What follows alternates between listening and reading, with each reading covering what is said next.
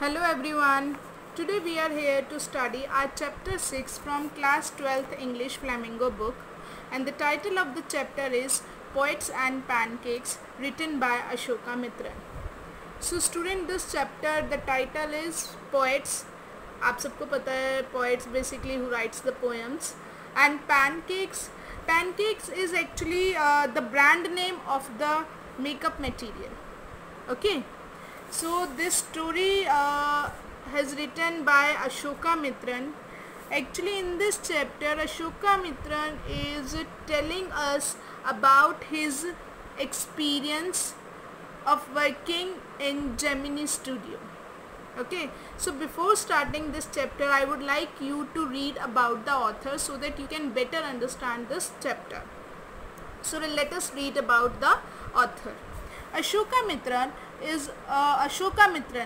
a Tamil writer, recounts his years at Gemini Studio in his book My Year with Boss, which talks of the influence of movies on every aspect of life in India.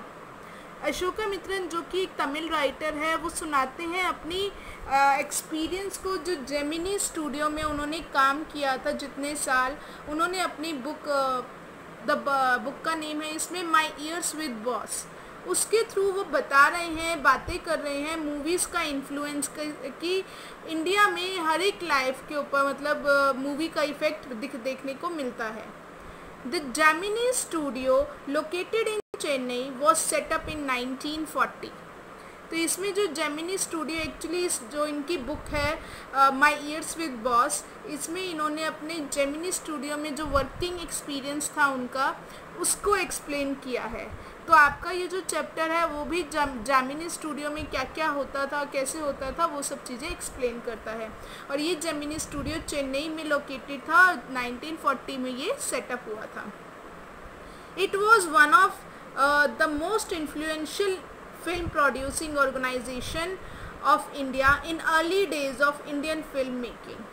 ये बहुत ही मतलब Indian जो film producing organisation थी India की, उनमें से एक थी, बहुत जो शुरू में फिल्म मेकिंग इंडस्ट्री थी उनमें से एक थी. Its founder was S Vasan. S Vasan जो थे इन जेमिनी स्टूडियो के फाउंडर थे. The duty of Ashoka Mitran in Gemini Studio was to cut out newspaper clippings on a wide variety of subjects. अब अशोका मित्रन भी वहाँ पर काम करते थे, तो उनका क्या प्रोफाइल था वहाँ पर, वो क्या काम करते थे. उनका काम था कि उन्हें न्यूज़पेपर की क्लिपिंग अलग अलग सब्जेक्ट्स के ऊपर, अलग अलग टॉपिक्स के ऊपर उन्हें कट आउट करनी होती थी, काटनी होती थी न्यूज़पेपर से,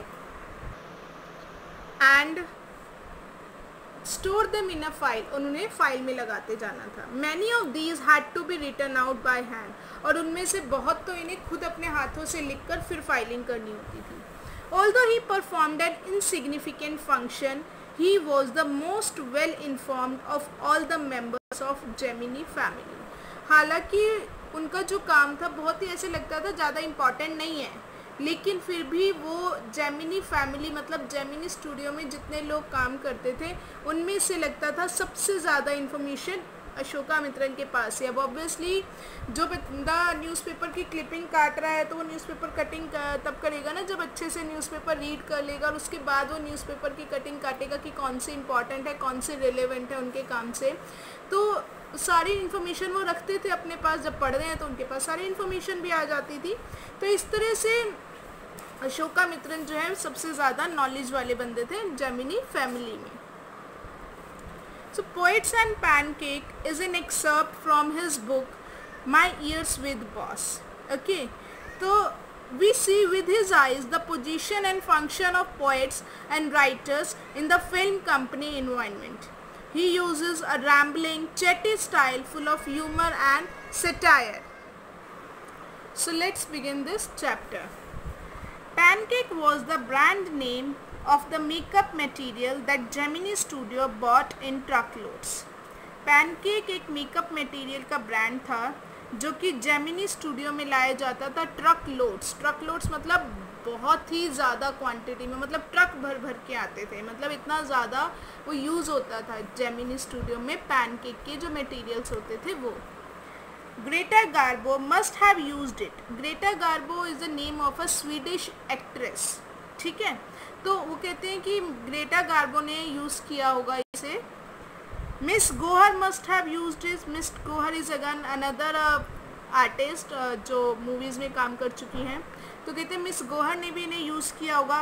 वैजंती माला must have also used it. और वैजंती माला जो कि बहुत फेमस इंडियन एक्ट्रेस हैं, वो कहते हैं उन्होंने भी इसे यूज़ किया होगा। But Rati Agnihotri may not have even heard of it. लेकिन रति अग्निहोत्री ने तो शायद इसका नाम भी नहीं सुना होगा। मतलब जब तक रति अग्निहोत्री बहुत लेट आए और ये जो पैनकेक नाम का जो मेकअप मटेरियल यूज़ होता था, मतलब उनसे काफ़ी पहले यूज़ होता था। उनसे पहले जो हीरोइनें आई थी, जो एक्ट्रेस आई थी, वो यूज़ करती थी। रति अग्निहोत्री के आने तक मतलब ये पैनकेक जो मेकअप मटेरियल था वो आना बंद हो गया था। The makeup department of Gemini Studio was in the upstairs of a building that was believed to have been Robert Clive's stable. जो जेमिनी स्टूडियो का मेकअप डिपार्टमेंट था वो बिल्डिंग में सीढ़ियों के ऊपर था और माना जाता था कि ये किसी टाइम पे रॉबर्ट क्लाइव जो एक पर्सन का नेम है उनका स्टेबल हुआ करता था, मतलब अस्तबल हुआ करता था जहाँ पर वो अपने हॉर्सेस वगैरह रखते थे।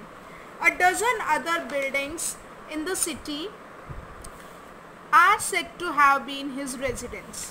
और कहा जाता है कि उनकी और भी दर्जनों बिल्डिंग्स थी इस सिटी में जो कि उनका रेजिडेंस हुआ करती थी। मतलब वो आदमी जो रॉबर्ट क्लाइव है बहुत ही फाइनेंशियली स्ट्रॉन्ग था, उसके पास बहुत सारी ज़मीनें थी। For his brief life and an even briefer stay in Madras, Robert Clive seem to have done a lots of moving besides fighting some impossible battles in remote corners of India. अब कहते हैं कि फॉर हिज ब्रीफ लाइफ, उनकी छोटी सी life में, या यूं कह लें कि मद्रास में वो जितना थोड़ा सा टाइम रहे थे, सिर्फ उन्होंने मतलब कुछ जो थी गांव के एरिया में जो थोड़ी बहुत लड़ाइयाँ की थी, उनके अलावा उन्होंने क्या किया था, वो कहा जाता है कि वो बहुत ज़्यादा ट्रैवलिंग किया करते थे। लॉट्स ऑफ मूविंग मतलब बहुत ज़्यादा ट्रैवल किया करते थे। And marrying a maiden in Saint Mary's church in Fort Saint George in Madras. और उन्होंने मद्रास में जो सेंट जॉर्ज का जो फोर्ट था उसमें सेंट मैरी चर्च में उन्होंने एक मेड से, एक सर्वेंट से जो थी शादी कर ली थी। The makeup room had the look of a hair-cutting salon with lights of all angles around half a dozen large mirrors. Makeup room जो था वहाँ का जेमिनी स्टूडियो का, उसमें क्या था, हेयर कट सैलून था जिसमें बहुत ही बड़ी बड़ी लाइटें थी और वो जो लाइटें थी हर एक एंगल में थी और वहाँ पर हाफ अ डजन मतलब 6-7 बड़े बड़े मिरर्स भी थे।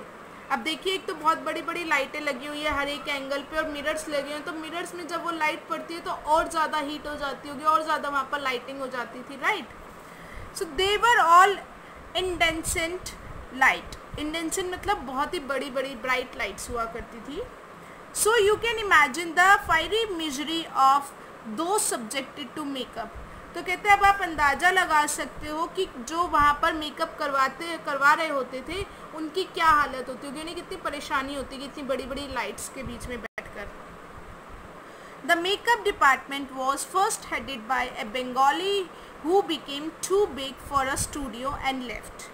मेकअप डिपार्टमेंट सबसे पहले उनका मेकअप डिपार्टमेंट का हेड कौन था, एक बंगाली था जो कि बाद में बहुत बड़ा आदमी बन गया था, बहुत फेमस हो गया था, बहुत बड़ी पर्सनालिटी बन गया था और इसलिए उसने जो था जेमिनी स्टूडियो को छोड़ दिया था। He was succeeded by a Maharashtrian who was assisted by a Dharwar, Kannadiga and Andhra।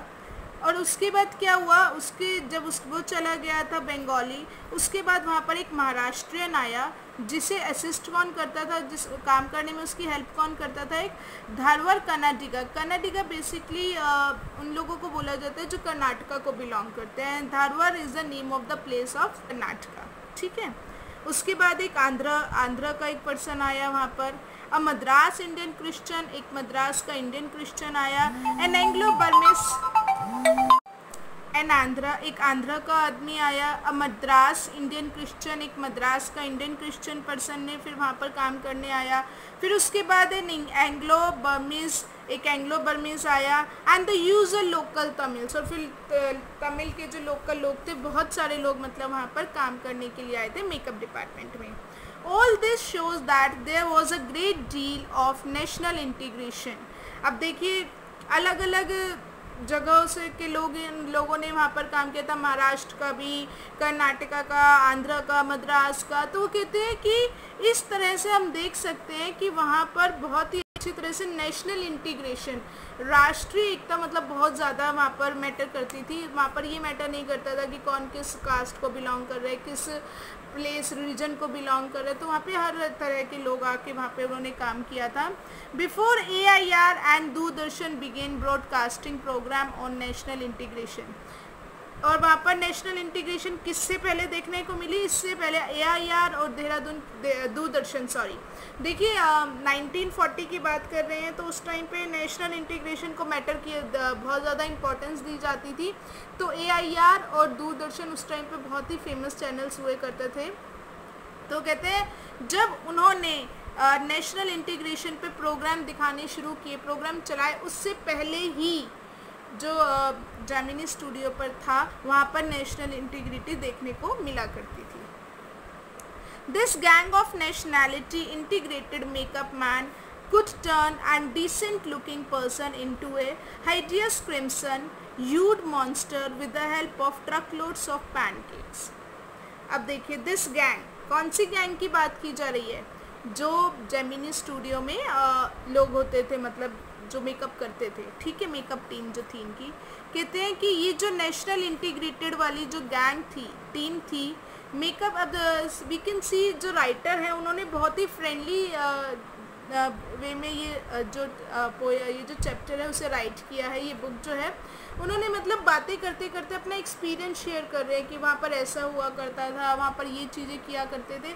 तो इसलिए उनका जो वे ऑफ राइटिंग है वो भी बहुत नॉर्मल सा, बहुत ही कैजुअल सा रखा है। उन्होंने यहाँ पर देखिए गैंग वर्ड यूज़ किया है। गैंग बेसिकली हम लोग अपनी नॉर्मल आम बोलचाल में यूज़ करते हैं। तो यहाँ पर जो राइटर का भी देखिए इसमें बताया चैटी वे, मैंने आपको अभी बताया था चैप्टर शुरू करने से पहले कि ये जो चैप्टर है राइटर ने जो लिखा है बहुत ही मतलब ह्यूमरसली लिखा है। इसमें बहुत ही ज़्यादा लोगों को जो बताया है उन्होंने, जो बातें उन्होंने शेयर की, जो एक्सपीरियंस किया, रैम्बलिंग तरीके से, चैटी स्टाइल में, ऐसे जैसे हम नॉर्मल बातें कर रहे हैं उस स्टाइल में उन्होंने ये चैप्टर मतलब ये बुक राइट की थी। तो देखिए वो कह रहे हैं कि ये जो गैंग है, नेशनल इंटीग्रेटेड जो गैंग था मेकअप मैन का, वो क्या करते थे, could turn any decent looking person, एक अच्छे खासे, एक अच्छे भले इंसान को किस में बदल देते थे? Hideous crimson. हाइडियस क्रिम्जन होता है मतलब बहुत ही हॉरर सा, क्रिम्जन होता है डार्क रेड से कलर का, यूड मतलब होता है कलरफुल। तो कहते हैं कि एक अच्छे भले इंसान को वो बहुत ही डरावना सा बना देते हैं, उसके ऊपर बहुत ज़्यादा कलर लगा देते हैं, बहुत ज़्यादा उनको डार्क रेड मेकअप कर देते हैं और वो मॉन्स्टर की तरह उनको दिखाने लग जाते हैं विद द हेल्प ऑफ, और किस चीज़ों से वो करते थे? पैनकेक यूज़ करते थे, बहुत ज़्यादा ट्रकलोड्स ऑफ पैनकेक्स, मतलब बहुत ज़्यादा क्वांटिटी में वो पैनकेक मटेरियल यूज़ करते थे डिसेंट लुकिंग पर्सन पर, और उनको बहुत ज़्यादा डरावना सा और मॉन्स्टर लुकिंग बना देते थे। अब देखिए यहाँ पर राइटर ये नहीं कह रहे कि उन्हें और ज़्यादा स्मार्ट दिखाते थे, वो क्या कहते थे कि ये ऐसे लोग हैं ना कैमरे पे तो अच्छे लगते लेकिन वैसे बहुत गंदे से लगते, बहुत ज़्यादा डरावने हॉरर से लगते थे। And a number of other local made potions and lotion, और इसके अलावा वो लोकल बहुत ज़्यादा लोशंस वगैरह लगा के अच्छे भले इंसान को भी बहुत ही डरावना सा बना देते थे। Those were the days of mainly indoor shooting. अब यहाँ पर राइटर बताते हैं कि उस टाइम पे इंडोर शूटिंग ज़्यादा हुआ करती थी and only 5% of the film was shot outdoors. सिर्फ 5% मूवी का जो शूटिंग होती थी वो अब आउटडोर हुआ करती थी, अदरवाइज सारी शूटिंग जो स्टूडियोज़ में ही हुआ करती थी इंडोर हुआ करती थी। अब आजकल तो हम लोग देखते हैं कि बहुत ज़्यादा जो मूवीज़ होती है अलग अलग लोकेशंस पे जाके की जाती है, तो राइटर कह रहे हैं उस टाइम पे ज़्यादातर मूवीज़ की शूटिंग जो है इंडोर स्टूडियोज़ में ही हुआ करती थी। I suppose the sets and studios like needed the girl and boys to be made to look ugly in order to look presentable in the movie.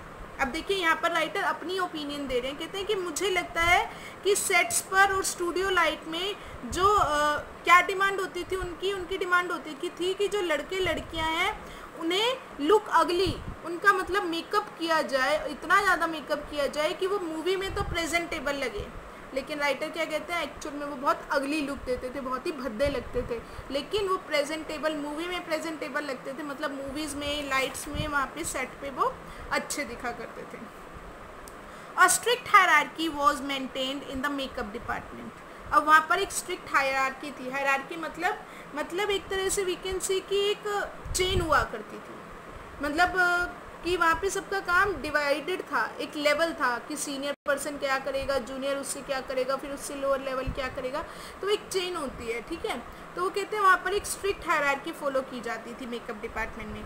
The chief makeup man made the chief actress and actresses अगली देखिए again यहाँ पर writer जो है अपने आप को वो दिखा रहे हैं कि जो सबसे मेन जो मेकअप मैन होता था, वो मेन जो हीरो हीरोइन हुआ करते थे, सिर्फ उनको ही अगली बनाया करते थे। अगली करना मतलब भद्दा बनाना, मतलब राइटर के लिए तो वो अगली लुक देते थे, बट एक्चुअल में वो क्या होते थे, कैमरे के आगे प्रेजेंट करने के लिए उन्हें मेकअप किया करते थे। तो चीफ जो होते थे, जो हेड होते थे मेकअप डिपार्टमेंट के, वो मेन एक्टर और एक्ट्रेसेस का मेकअप किया करते थे।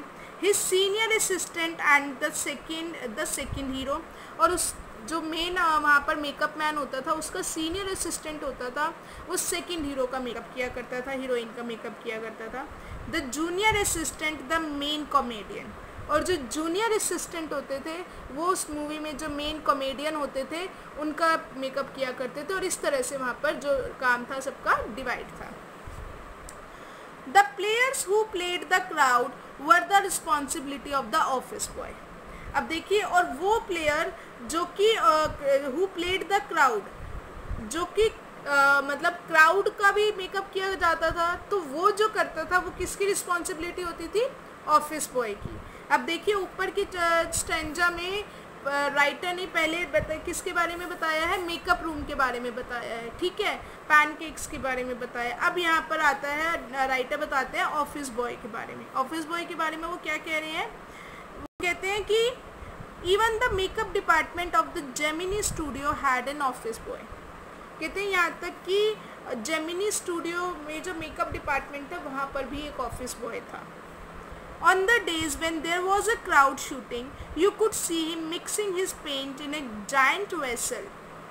कहते हैं कि आप देख सकते हो जिन दिनों बहुत ज़्यादा क्राउड शूटिंग होती थी, बहुत ज़्यादा भीड़ की शूटिंग हुआ करती थी, यू कुड सी हिम, आप उसको देख सकते हैं कि वो अपने पेंट को एक जायंट वेसल, जायंट मतलब होता है बहुत बड़ा सा, एक बहुत बड़े से वेसल बर्तन में क्या करता था, उस पेंट को बनाता था, slapping it on the crowd players, और जो क्राउड, जो भीड़ में वहाँ पे लोग खड़े होते थे उनको स्लैप करता जाता था, मतलब उनके ऊपर ब्रश मारता जाता था उनके फेस पे। वो जायंट मतलब वो क्या कह रहे हैं यहाँ पे राइटर बता रहे हैं कि भीड़ का मेकअप करने के लिए जो वो क्या करते थे, बड़े से बर्तन में वो जो है मेकअप वाला पेंट था उसको घोल के, और जो क्राउड होती थी, भीड़ होती थी, उनके ऊपर मारता जाता था। तो ये काम कौन करता था, office boy. The idea was to close every pore on the surface of the face in the process of applying makeup.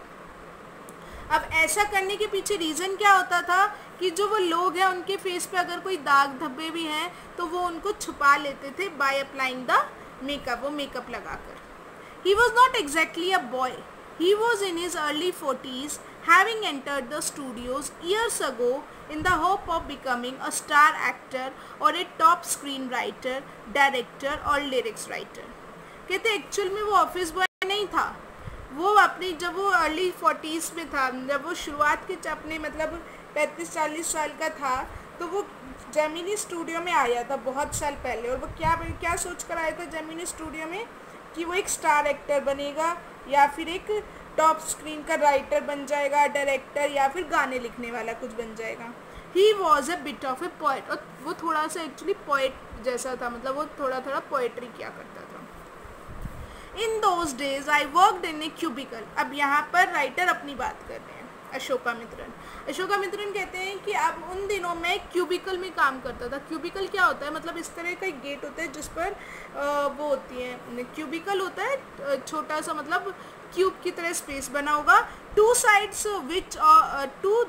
Whole sides of which were French windows, और उसकी जो दोनों तरफ थी वो क्या थी, फ्रेंच विंडोज़ थी। फ्रेंच विंडोज़ होती हैं जो बड़ी मतलब लकड़ी का दरवाज़ा होता है, लेकिन उसके बीच में क्या होता है, कांच लग रहा होता है, पूरी विंडो, पूरा जो गेट होता है वो कांच का सा होता है। तो I did not know at that time they were called French Windows. अब देखिए राइटर कहते हैं कि मुझे उस टाइम पे जब वो जहाँ मैं काम करता था, जहाँ वो फ्रेंच विंडोज़ लग रही थी, उस टाइम पे मुझे नहीं पता था इन विंडोज़ को फ्रेंच विंडोज़ भी कहा जाता है। Seeing me sitting at my desk, tearing up newspaper day in and day out। अब वो कहते हैं मुझे मेरे डेस्क पर पेपर फाड़ते हुए पूरा दिन। Most people thought I was doing next to nothing। ज़्यादातर लोगों को यही लगता था कि मैं कोई काम नहीं करता। अब क्योंकि वहाँ पे फ्रेंच विंडो थी, मतलब शीशे का दरवाज़ा था, तो वो कहते हैं कि सब लोग मुझे देख सकते थे इजीली, और सब लोग यही देखा करते थे कि मैं बस पेपर टीयर कर रहा हूँ, पेपर फाड़ रहा हूँ, न्यूज़पेपर्स फाड़ रहा हूँ, तो सब लोगों को ये लगता था कि मैं कोई काम नहीं करता हूँ। It is likely that the boss thought likewise too. अब यहाँ पर राइटर फिर से अपनी ओपिनियन दे रहे हैं, कह रहे हैं कि और मुझे तो लगता है कि मेरे बॉस को भी यही लगता था कि मैं कोई काम नहीं करता हूँ।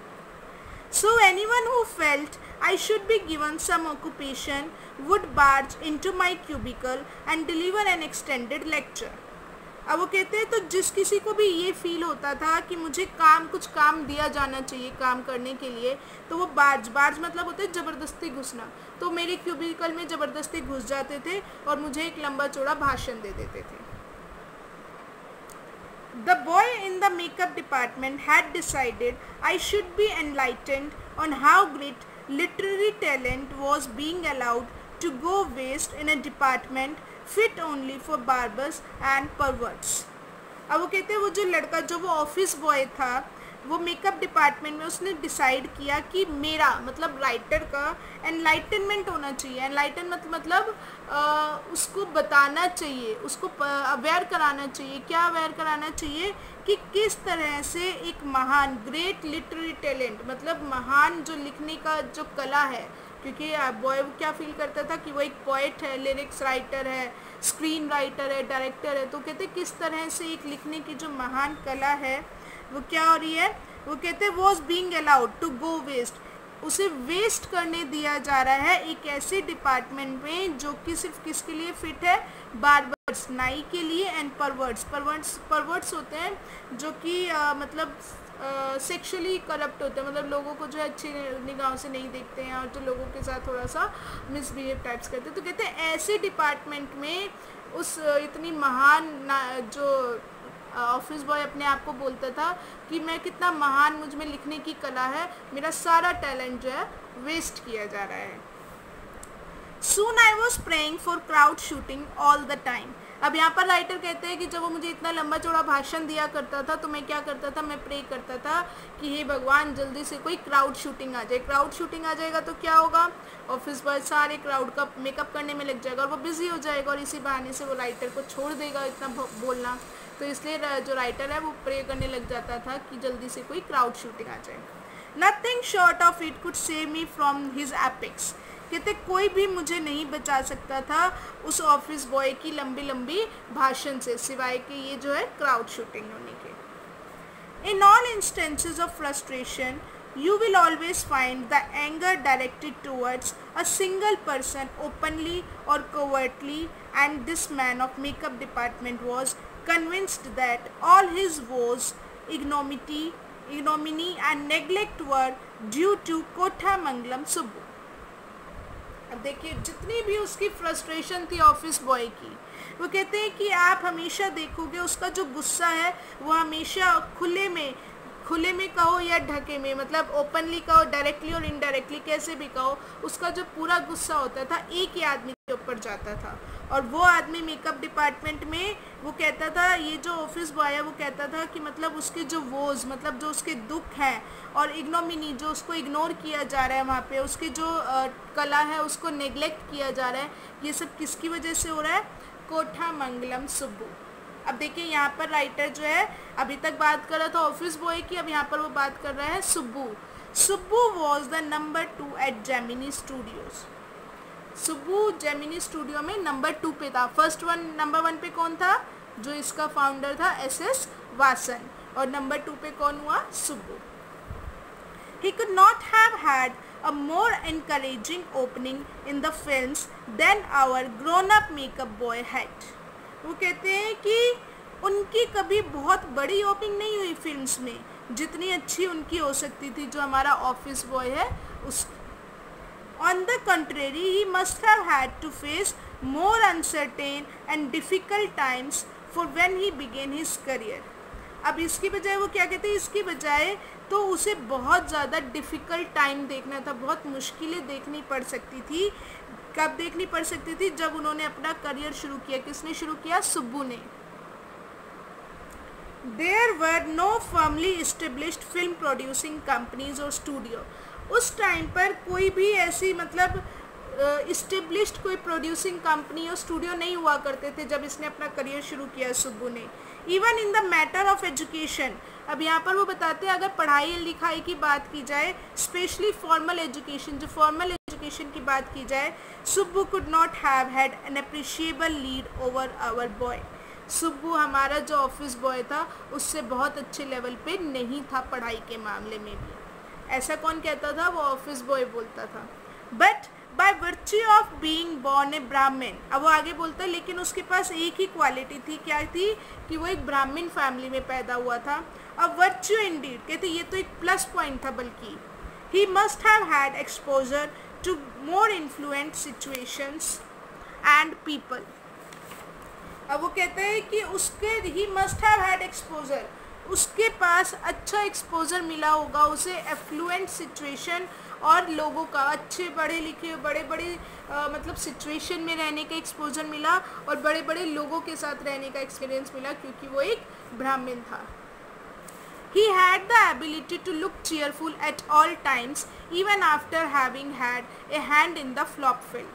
अब देखिए इसमें सारी सुब्बू की क्वालिटीज़ बताई जा रही हैं. वो कहते हैं कि उसमें एक क्वालिटी थी, एक एबिलिटी थी कि वो हमेशा स्माइल करता था, खुश रहता था. चाहे कोई उसने बहुत ही बड़ी फ्लॉप मूवी दे दी हो फिर भी वो खुश रहता था. ही always had work for somebody, उसके पास हमेशा सबके लिए कोई ना कोई काम होता था, मतलब वो सबको कोई ना कोई काम देता रहता था. He could never do things on his own, क्योंकि वो खुद कोई काम नहीं करता था इसलिए वो औरों को सब काम बांटता रहता था. But his sense of loyalty made him identify himself with his principal completely. कहते हैं लेकिन उसकी जो सेंस ऑफ लॉयल्टी, जो उसमें ईमानदारी थी, उसने उसकी एक अलग ही आइडेंटिफाई, उसकी एक पहचान बना दी थी उसके प्रिंसिपल के आगे. प्रिंसिपल कौन था? उसका बॉस वासु. ठीक है. And turn his entire creativity to his principal's advantage. और जो उसकी क्रिएटिविटी थी उसने अपनी पूरी क्रिएटिविटी अपने जो प्रिंसिपल, उसका जो बॉस था उसके फ़ायदे के लिए लगा दी थी. मतलब सुब्बू में जितनी भी क्रिएटिविटी थी वो सारे अपने बॉस को किस तरह से वो फ़ायदा दिला सकता है उन कामों में यूज़ करने लग गया था. He was tailor made for films. Tailor made होता है जिस चीज़ के लिए बनना, तो वो कहते हैं कि सुब्बू जो था वो फिल्मों के लिए ही बना था. Here was a man who could be inspired when commanded. कहते वो इस तरह का आदमी था कि अगर उसको मतलब कुछ कमांड किया जाए, कुछ बोला जाए, कोई रास्ता दिखाया जाए तो वो इंस्पायर हो जाता था, मतलब वो कुछ भी कर देता था. बस को अगर बोला जाए कि ये काम करना है तो वो कर देता था, चाहे वो कैसे भी करे. तो वो इस तरह का आदमी था. The rat fights the tigress under water and kill her. अब देखिए आगे एक एग्जाम्पल बताया गया है. कह रहे हैं कि एक रैट जो है वो एक टाइग्रेस से, एक फीमेल टाइगर से अंडर वाटर फाइट करती है. टाइग्रेस और रैट, ठीक है. और रैट क्या करता है? किल्स हर, उसे मार देते हैं. इमेजिन मतलब एक रैट, एक चूहा जो है एक टाइग्रेस को मार देता है. But takes pity on the cubs and tends them lovingly. और वो उस बेचारे रैट को दया आ जाती है कब्स पर. कब्स कौन होते हैं? जो टाइगर के बेबीज होते हैं. और वो उनको बड़े प्यार से देखता है. I don't know how to do the scene, the producer would say.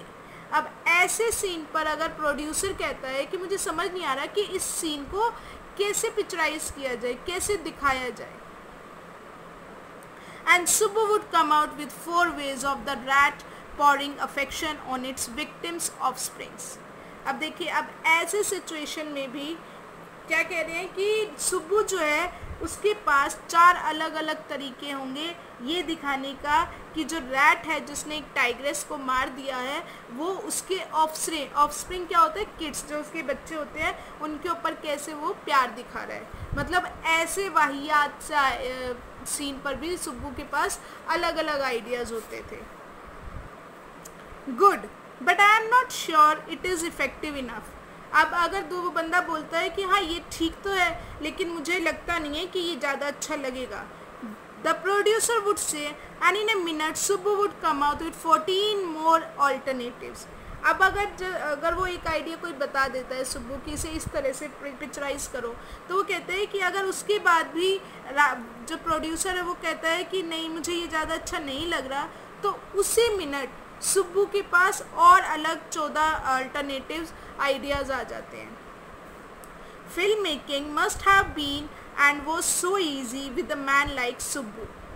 अब वो कहते हैं फिल्म मेकिंग एक ऐसे सुब्बू जैसे आदमी के लिए बहुत ही ईजी चीज़ थी। And around if ever there was a man who gave direction and definition to Gemini Studio during its golden years it was Subbu. अब वो कहते हैं कि अगर एक आदमी था जिसने डायरेक्शन दिखाई, रास्ता दिखाया और जो डेफिनेशन दी, जेमिनी स्टूडियो को एक रियल मीनिंग दिया अपने गोल्डन टाइम में, वो कौन था? सुब्बू था। Subbu had a separate identity as a poet. Subbu की एक अलग ही पहचान थी एक पोएट के रूप में। And though he was certainly capable of more complex and higher forms, हालांकि वो लिख सकता था बहुत ही कॉम्प्लेक्स, बहुत ही टफ सब्जेक्ट्स पर और हायर फॉर्म में वो पोएम्स लिख सकता था। He deliberately chose to address his poetry to the masses, लेकिन वो जानबूझकर ऐसी पोइट्री लाइट हल्की पोइट्री लिखा करता था कि बहुत से लोगों को समझ आ सके। मतलब सुब्बू में ये क्वालिटी थी कि वो बहुत ही हायर लेवल की पोइट्री कर सकता था, लेकिन फिर भी वो बहुत इजी लिखता था ताकि जो है ज़्यादातर लोगों को समझ आ सके। तो ये सारी क्वालिटीज़ बताई गई हैं सुब्बू के बारे में। His success in films overshadowed and dwarfed his literary achievement. अब देखिए अभी पोइट्री के बारे में बताया गया है कि फिल्मों में उसकी जो सक्सेस थी वो उसकी लिटरेरी अचीवमेंट जो वो लिखता था उनको ड्वार्फ कर देता था, ओवरशैडो कर देता था, मतलब उनको छोटा कर देता था, मतलब वो फिल्मों में बहुत ही ज़्यादा सक्सेसफुल हो गया था। और सो ही क्रिटिक्स फेल्ट, और ऐसा ही उसके जो क्रिटिक्स थे वो फील किया करते थे। He composed several truly original story poems in folk refrain and diction, and also wrote a sprawling novel, Thilana Mohanambal, with dozen of very deftly etched characters. अब देखिए वो कह रहे हैं he composed several truly original stories poem. उसने सुब्बू ने जो थी बहुत सारी ओरिजिनल स्टोरी पोएम्स लिखी थी जो कि फोक रिफ्रेन होती थी। फोक रिफ्रेन जो होता है मानना बोलते हैं कि मतलब जो वहाँ की जो लोकल लैंग्वेज थी उसमें लिखी थी।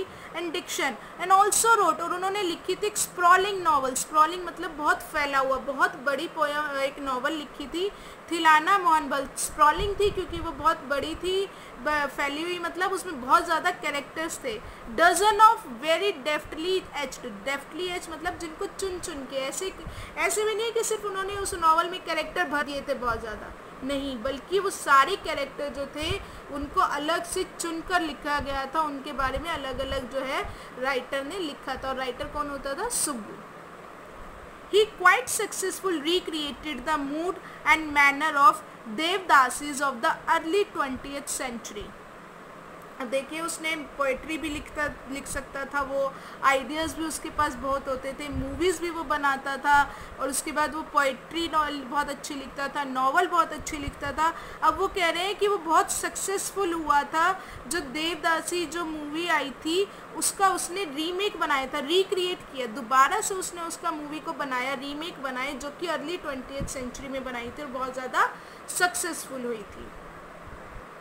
और इन सब के बावजूद क्या बता रहे हैं राइटर, कह रहे हैं he was an amazing actor, बहुत ही अच्छा एक्टर था।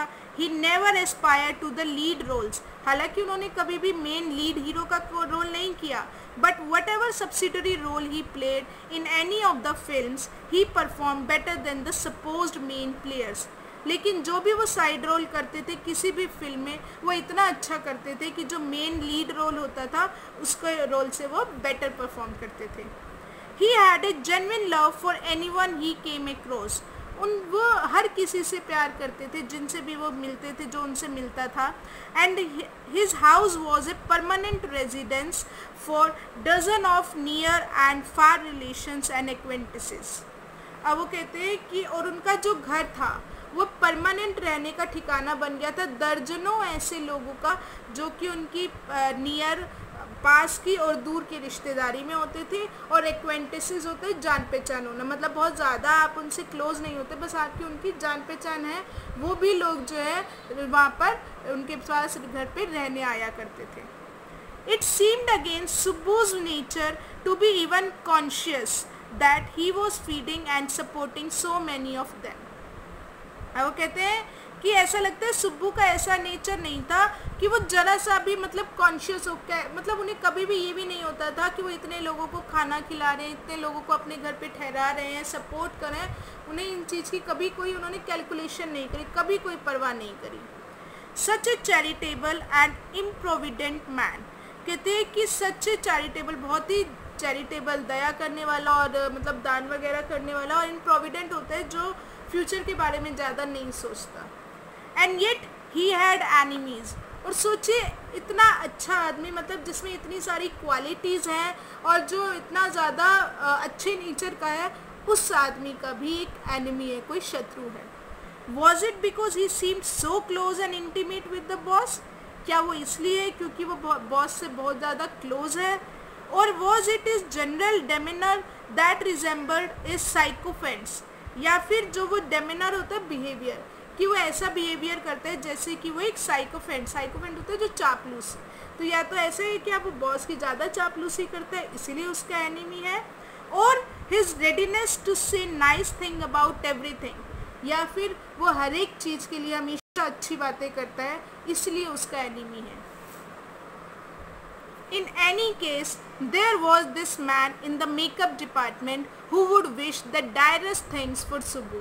चाहे कोई भी रीज़न हो, यहाँ पर एक आदमी है. वो आदमी कौन है? दिस मैन मतलब ऑफिस बॉय. मेकअप डिपार्टमेंट में एक ऑफिस बॉय है जो हमेशा सुब्बू के लिए डायरेस्ट थिंग, मतलब बहुत ही बुरी चीज़ें सोचता है, बुरी फीलिंग्स अपने मन में रखता है.